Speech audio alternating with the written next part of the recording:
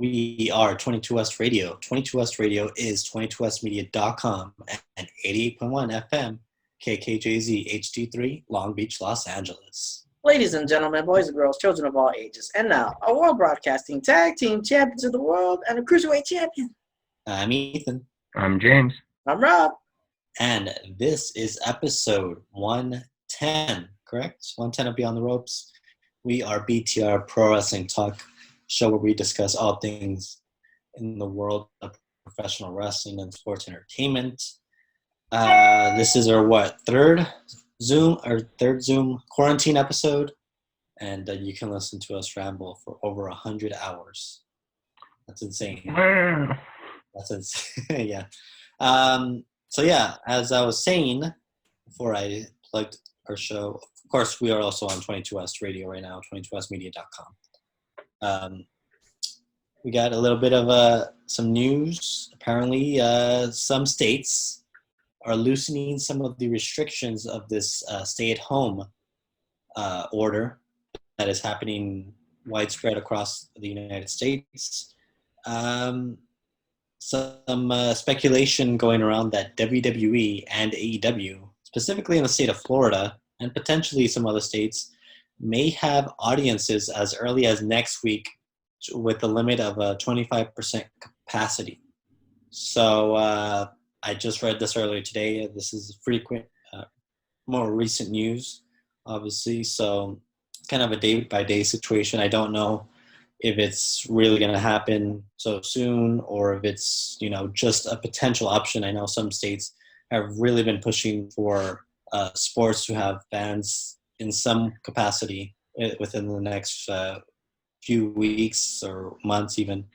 I know, James, you're a sports guy. You follow a lot of these potential ideas. I don't know if any other sports have considered this as well. So actually today, within the last hour, ESPN reported that the NFL or the NBA draft has the NBA has postponed the May draft lottery and combine. That doesn't mean the draft itself, but it's kind of like some of that pre-prep leading up to the draft for the college guys. So they postponed that. So it seems like they're still not entirely ready to do some of that stuff. As many of you may remember or may not remember, the NBA was more or less cut short in the middle of the season. Not the middle of the season, but the tail end right before the playoffs. We would actually be in the playoffs right now if the season was still going on. So some are not ready to make a full commitment to loosening up the quarantine reins a little bit, but it does seem to be the case in some states. So we'll see how that goes as we move along here. Yeah, so this is officially from the Florida governor, Ron DeSantis, revealed his guidelines for reopening the state of Florida.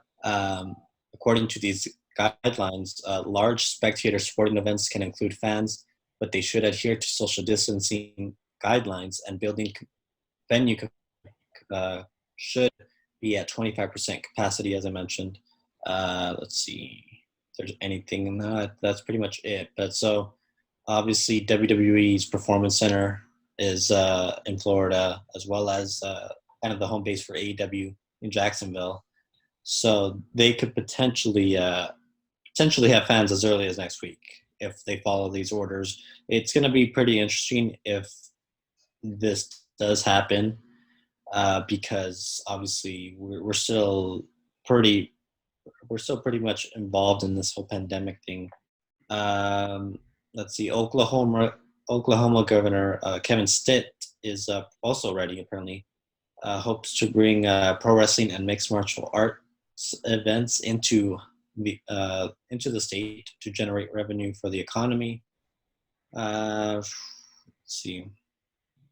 So at least two states so far, Oklahoma and Florida, are pretty eager into starting to move back to normalcy. Is it too soon? I think so, personally. I wasn't expecting anything until at least June for things to kind of start looking or back to normal. Obviously, there's going to be we're not going to see things normal until maybe next year at the earliest.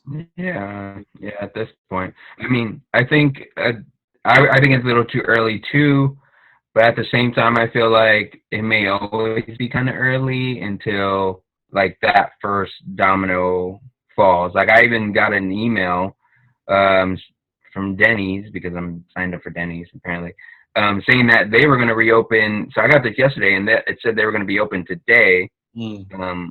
I'm not sure to what capacity, but I mean, I would assume they were always open with the takeout and carry out or whatever. But I don't know. So even, some are ready to get back to business. So I think restaurants and I forget what other places are able, in certain areas, are able to be open with like limited capacity in the dining room and yeah, outside. for sure. Obviously, you still have to follow the restrictions, but we'll see what happens there. Um, yeah, I don't know. It would be interesting if we do see, if WWE does hold an event at some arena in Florida, Hmm. how it would look with 25% capacity and obviously maintaining at least a 6 feet distance between every fan. Yeah, that would be. It would almost be kind of weird too, because if you do it in a smaller venue, and then on top of that, you're trying to do 25% of that. What would that be, like 20 people? But if they're so far spread out or whatever, well, I mean, I guess they've done a good job about it with no people in the arena. But I would think there'd be some sort of an echo or something. But I guess not. I mean, if there hasn't been so far, then Yeah, they've done a good job with how they've set up, specifically WWE. I haven't seen much of the AEW shows, empty arena shows, but from what I'm understanding, from what I'm hearing, it's pretty good. So mm, it's just a matter of time until we see an audience. It looks like so. yeah, for sure. It's going to be a interesting couple months either way as they kind of get things going. So Yeah, as I'm fading out here. Green screen. It's not. It's just a wall. That's why it's blending into me. but I thought you had access. I had to have what?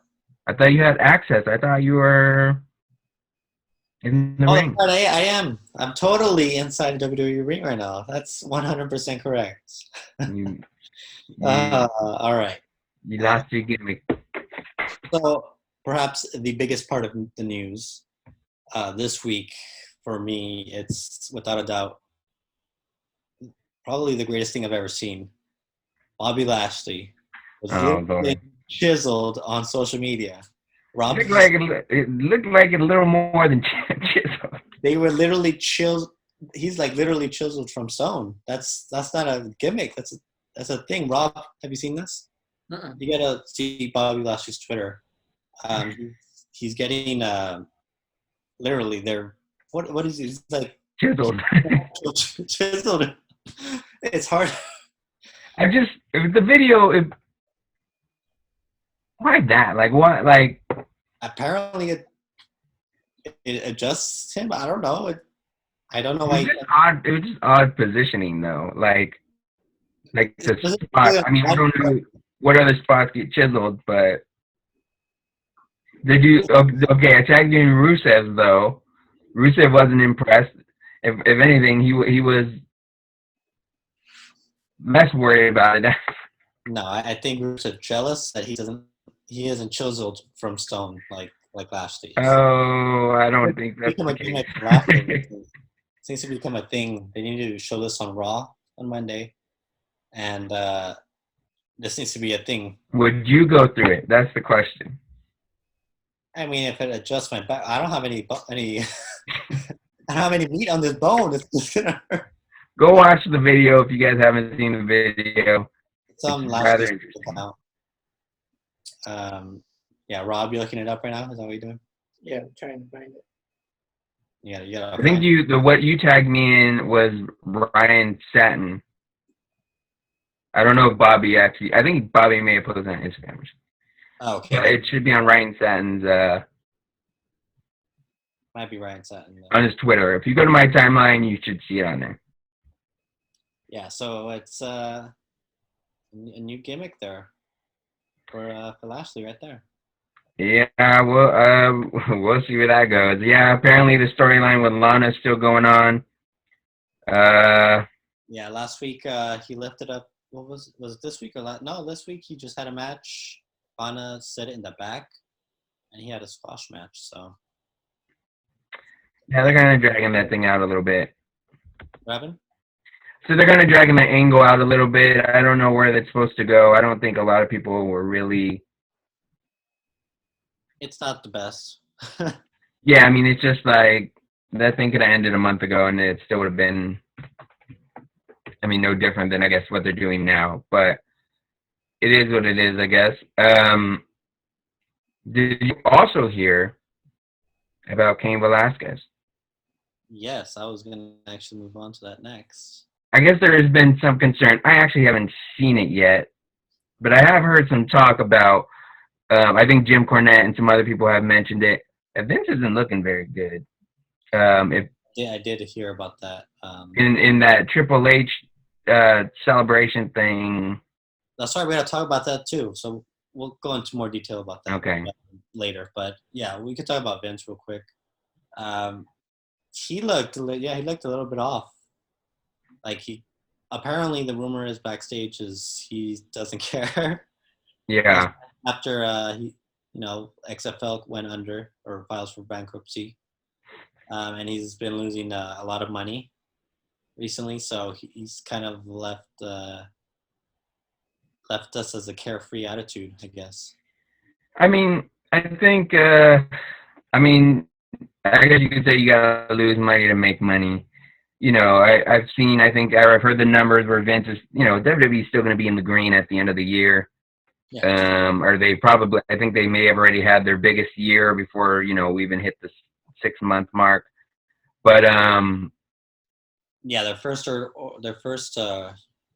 quarter earnings were at the highest, I think, like 60% from last year. right. So they're in a good spot there. I mean, the XFL. I mean, when it comes to Vince not looking good, I mean, when you consider having to release people, having that be a whole thing, the XFL thing, just a pandemic thing in general. Who knows if he's really working out anymore? I guess he still would be, but Well, he's what, 74, so he's like 74. There's a lot going on. I mean, you get once you get to that age, you just start looking a little. well, I mean, that and I think you're built up. I mean, he's always had this swagger walk and this look about him, and he's under that suit have been all these muscles and stuff for so many years that you kind of think he's one of those guys who's going to be around forever, and there's no sign of slowing down. But now that he gets a little bit older, he's starting to show some signs of slowing down and some a little bit, at least physically, maybe not mentally. But a lot of people would probably debate that with some of the decisions he's made with releases and stuff over the years, if in whatever say he may have in that. But I mean, yeah, you're gonna start looking a little different when you get older, when you get to 74. But if you're still able to move around and do what you got to do, I mean, that's fine. And when you think about it, the man has torn his quads and he's jumped off cages after probably turning 50 and whatnot. So, your body's is gonna have some bumps on it. All those bumps are gonna add up when you start doing stuff, let alone doing them after the age of 50 or whatever. So, it happens. yeah. So, I mean, he's still running things, still doing stuff, so he's still very active, as far as we know. Mm-hmm. So I guess until we hear he isn't very active, then I think that's something that to be a little more concerned about. Yeah. But he's always going to be working and all that. So Yeah, and when you don't see him on TV for so long, and then all of a sudden he pops up, then it's like, yeah, of course he's gonna, maybe look a little different from the last time you saw it. As far as I know, the last time he was on TV was the Kevin Owens slap spot. He was on TV on SmackDown when they moved. Okay. Fox in October. He came out at the beginning. I mean, he's kind of looked like that the last couple of years. Mm-hmm. It was maybe just because it was a close up or what? Because obviously they're in a performance center, smaller venue, right? And that as well, maybe. That could be part of it. Yeah, I mean, he's been aging a bit the last couple of years. So, but it happens. So, Rob, how much time do we have? Just seconds. All right. So we got our first commercial break. We are here on 22S Radio as well as YouTube, and we'll be right back right here on Beyond the Ropes.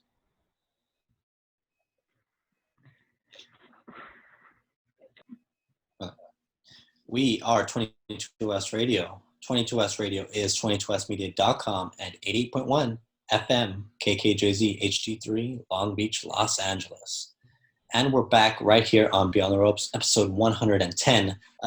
Before the break, we were briefly talking about the the actual releases that happened this week, because WWE is still officially releasing people / allowing people to release. So this, or ask for their release. This came out earlier this week or late last week, that WWE apparently is allowing superstars to request their release and give them their release. Obviously, this would be for superstars that are probably not being used very much. They're obviously not going to let anyone major off their contract. Mm-hmm. But we did hear a few names.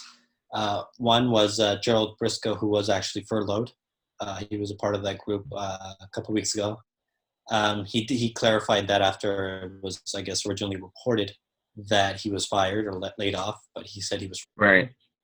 He seemed very okay with it. He said, hopefully I get to do, he tweeted about it, hopefully I get to do that, what I'd love to do someday, and if not, then it's been a great ride. So I think he's expected to come back. I think mainly what his role is he's more of a scout now.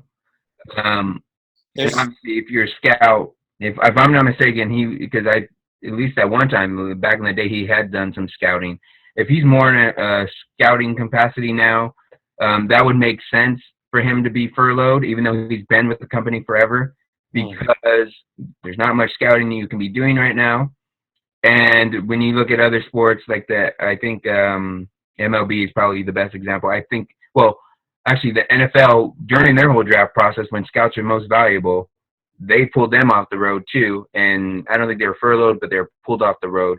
So it's probably the same thing here with Jerry and what he may be doing in that capacity with WWE now. So, yeah, another unexpected release was Cain Velasquez, who just signed. I like what you did there. You Cain, and you kind of left a little pause because I was like, wait a minute. Yeah, not the Big Red Machine Cain. No, he's busy trying to reopen Knox County over there. Cain Velasquez, who signed a major deal last October-ish, September-ish. In like 6 months.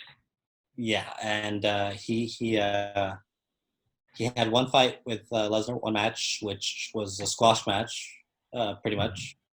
And it was kind of always a rocky start for Cain, because he showed up injured with the bad knee, which apparently Vince McMahon knew nothing about. Right. Because they usually do physicals on the people they hire. So that was interesting. He came in to essentially give Brock Lesnar his victory, his loss back, I guess, redeem himself, and then he haven't seen him on TV since. And it was a multi-year deal, pretty expensive deal, I would imagine. So he is no longer there. So I don't know what your thoughts are on the situation, but go ahead and share them. Well, I was looking at. Let me make sure I credit these fine folks here at where are you guys at? At Sportskeeda. That's where I saw this at. Anyways, they make some good points. If you're looking at a new talent coming in, again, the first thing that comes to mind with this whole thing was that whole thing where he was at the WWE headquarters and took the photo with Ronda. Yeah. And that was a mistake in itself, because I think he wasn't supposed to say that he was at the headquarters, because I think he was at the headquarters himself to discuss his future plans, because like you said, he had a multi-year deal. They were very early in the run. I mean, he was only there for 6 years or 6 months as it was. they kind of jumped right into the whole Brock Lesnar angle with Rey Mysterio and whatnot. Mhm. But so I think they were discussing plans. He ends up taking this photo with Ronda, and then he is then posting that Ronda is also at the headquarters. So that's almost a second strike in itself. You're not supposed to say you're at the headquarters. You're not supposed to say that you're that Ronda's there too, because Ronda had been off TV for some time. This was before WrestleMania, so any potential tease or whatever there could have been, or chance of her coming back for WrestleMania was out the window. I think there might have even, I don't know if there was a little bit of buzz on her before about Royal Rumble, but I thought I remember her being a potential option to come back at the Royal Rumble. But Cain Velasquez, I believe, according to this article from Sportskeeda, said that I guess Cain Velasquez said he was going to be in the Royal Rumble. Obviously, he ended up not being in the Royal Rumble, but I think he was slated as one of the surprises for the Royal Rumble. And when he decided to come forward with that, I'd have to read it again. I don't know if he tweeted it out or if it was in some sort of interview where he said he was going to be in the Royal Rumble. But after that happened, they just decided to remove him or from any potential plans in the Royal Rumble. So he's just, that's probably why he's been on TV. He's talking too much. He's showing too much with the photo on Twitter with him and Ronda, which is obviously a good moment for MMA and whatnot. But for what WWE is trying to do, they weren't very happy with that. And I'm sure the most important thing of all was that injury that he seemed to not be very truthful about from the very beginning. Yeah, absolutely. Rob, any thoughts about Cain Velasquez? I mean, he still probably needed more training or whatever, but I'm just relieved that Curtis Axel finally is able to move on eventually to something better. Yeah, that was the other name I did hear this week. It was Curtis Axel. I'm not sure. Did they do anything with Bo Dallas? Was he part of that first rundown of furloughs? Or I think his dad got let go, though, no? His dad got let go. Potentially furloughed, yeah. Potentially furloughed, yeah.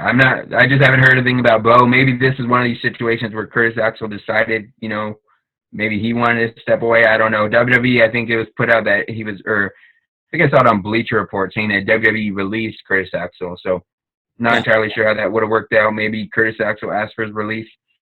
Can't remember the last time I seen him on TV other than with the B Squad, right? I think he had a match with Daniel Bryan earlier this year, but that was his first appearance in months.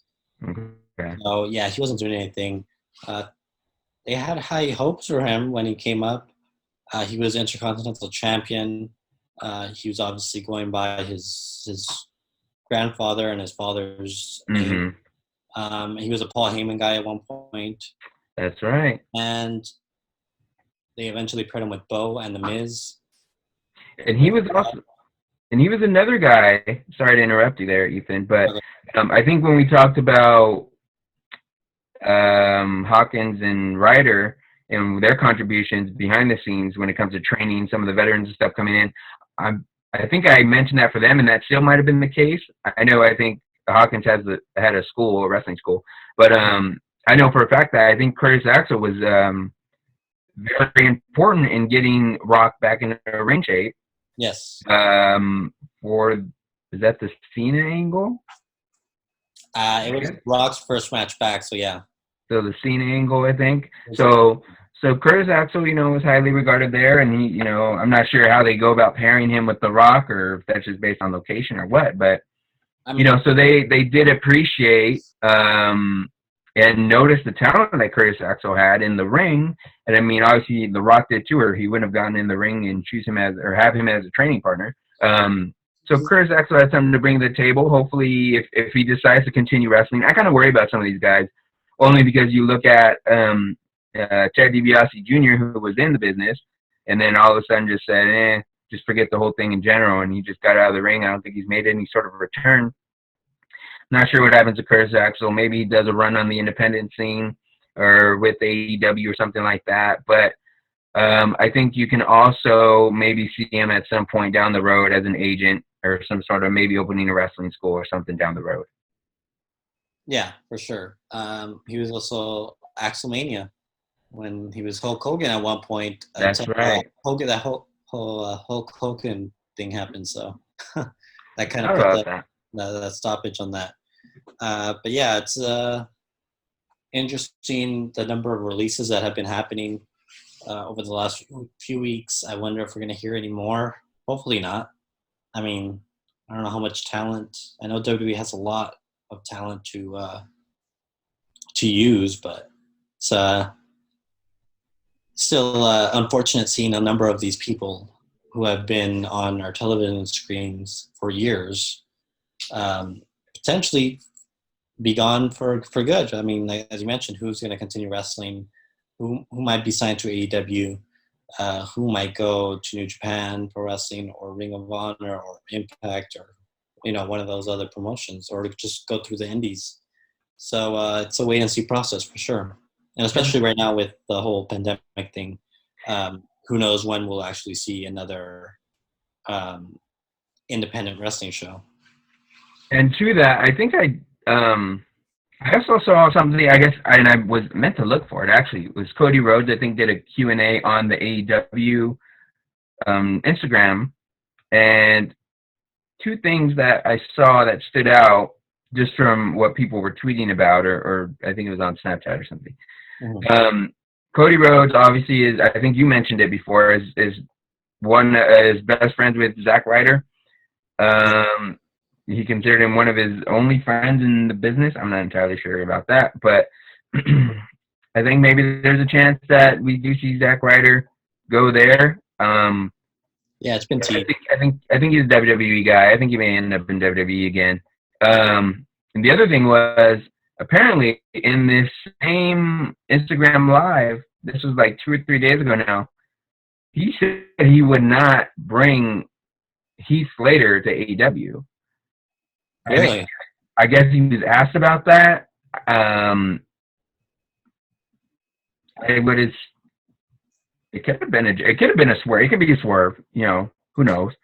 But yeah, just outright say like, no, we're not bringing Heath Slater in. Right. That's kind of interesting. I think there's still a chance that he can be on either one, on AEW, WWE, or wherever he wants. But yeah, I just found that interesting that he was very just it's a no for me kind of deal when it comes to Cody and Heath Slater. And there's no beef there or anything. I think, and again, when you remember during the times he's talking about it, it's like, no, it's a no during the pandemic, and that just means they're not signing anybody in general right now. So I think the door's still open, but I think people are going to read those headlines or whatever and take it for what it is. And just say, oh, Cody and Slater have beef or something. It could be anything. But Rob, we have 3 minutes remaining, it says. So just a heads up in case we get cut off here on Zoom. Don't the good folks at Zoom give us extra time? They've usually been really nice about this. It was only last week or something. Yeah, the last couple of weeks they have, but I don't know. They might be figuring things out that people are probably taking advantage. So, I mean, if they're given the time, we're going to use the time. But maybe they're just trying to get us down to the wire here, and then they're going to kick out at 2.5 and give us some more time. Who knows? Rob, is that your alarm? Is Zoom calling you already? That's the commercial alarm, yeah. All right, so when we return, we're going to discuss Dark Side of the Ring, the last yes. episodes. We're going to go into great detail about that. Well, somewhat great detail, but there's a lot to discuss. We may end up having a new meeting, so Rob, I hope you save this chat so that we can continue this on a potential other meeting. But we will return right here on 22S Radio and right here on YouTube. And we are back with the On the Ropes, episode 110. I'm your host, Ethan, joined alongside producer Rob on the controls, as well as our timekeeper for these quarantine shows. And the gardener makes a run-in. Makes a run-in, indeed. We have a gardener. I think he went away. Cool. Right.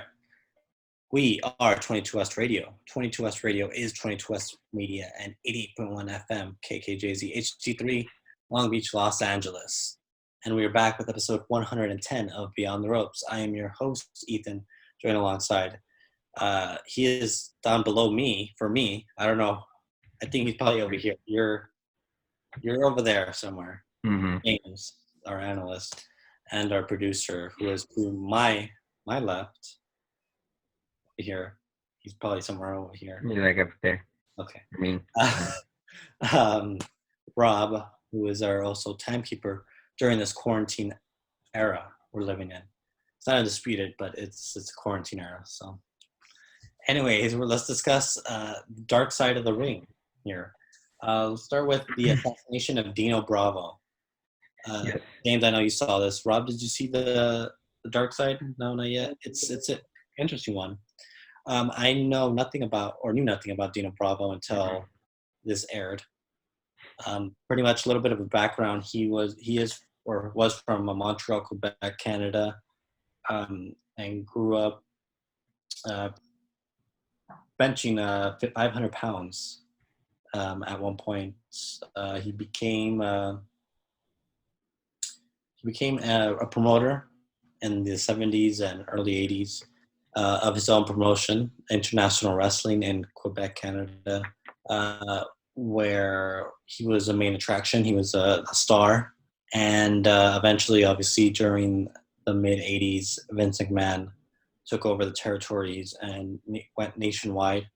And eventually, Dino Bravo had to kind of fold his promotion and join the WWF at the time, where he signed for about, it was like 7 or 8 years, maybe, I think.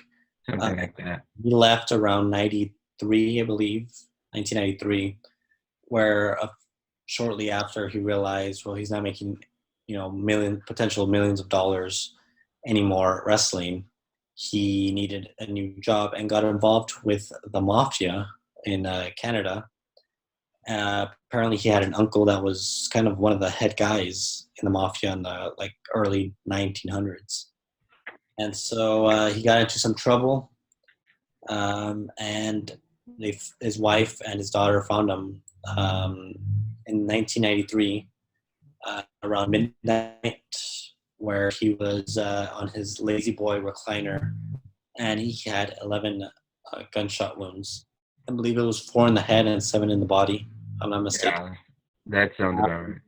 And 30 years later, I believe the case is still open, but there is no clues as to who did this specifically. Apparently, there was no trespassing or form of break-in. It was kind of like they walked in the front door, and whoever did it left 2 guns. So it was an insinuation that there was 2 people. So, but it's a tragic story because the family, again, has yet to find out, and will probably never find out who did this. So, James, your thoughts on this whole this whole story? Yeah, I had heard about Dino Bravo. I haven't heard so much of his story when it comes to, what happened. I never knew he was in the mafia. I think I might have heard it once, but so that was pretty interesting to learn about. I know for sure I didn't know he had anyone in his family that was connected in that way. So that this was definitely one of those ones where I really knew nothing about it going in and didn't have any sort of expectation or like knowing what I was getting into with this one. It ended up being really good. I was kind of surprised that they didn't know who was responsible for it. I mean, those things happen, but I thought, again, Vice did a good job getting the daughter, the wife on there. Good journalism on their part, I guess you can say, when it comes to leaving the disclaimer saying that they did try reaching out to the police regarding the case, but because it was an open case, they weren't willing to speak about it, which is, I guess, could have easily been the same thing with the Jimmy Snuka case, but that was recently, that was reopened, I think, taken to trial and whatnot. So when that was all settled, then it was no longer an open case. Rob, you good? Yeah. All right. So yeah, so it was a good episode. I learned a lot from it. I didn't know Dino Bravo was one of the guys that leading his own promotion. It was good to hear and see the Mountie in this episode. I'd kind of forgotten about him, so to kind of see how he looks now.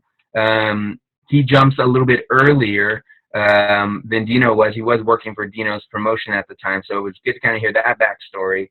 And then Dino didn't want the Mountie to go, or I believe it's Jacques Rougeau is his real name, I believe. Many people were probably, he's one of those guys who had a few different characters, and they were all pretty, I don't know if over is the right word, but notable. So all those guys were, so again, it was just interesting to see Rougeau come over. Dino doesn't want him to leave. Then all of a sudden, Dino finds himself in a situation, drops a lot of money early on, buying a car for his daughter 15 years before she can even drive. And then, stuff goes downhill when he decides things aren't working out and doesn't renew his contract. All right, yeah. Rob, are we out of time? To the closer. Out of time. So we're out of time right here on the station. Thank you for everyone for tuning in this very chaotic time that we are living in. Hopefully next time there's a potential we might be able to talk about wrestling with fans in it. I don't know, probably not realistically, but we'll see. Until next time, this has been Beyond the Ropes, and this episode has been Too Sweet.